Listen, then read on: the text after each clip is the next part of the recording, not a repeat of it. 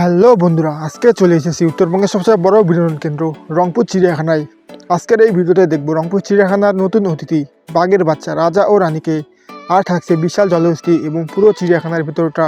তো দেখতেই পারছেন ভিতরের ভিউটা সত্যি অনেক সুন্দর ছিল, আর ভিতরের পরিবেশটাও আজকে অনেক শান্ত। তো আমরা প্রথমেই বনের রাজা সিংহের খাঁচার দিকে যাব। আর এখানকার সবচেয়ে কাঙ্ক্ষিত জায়গা হলো সিংহের খাঁচা, কিন্তু দুর্ভাগ্যক্রমে সিংহের খাঁচায় সিংহ ছিল না, তাই আফসোস বনের রাজা সিংহকে না দেখেই চলে যেতে হলো।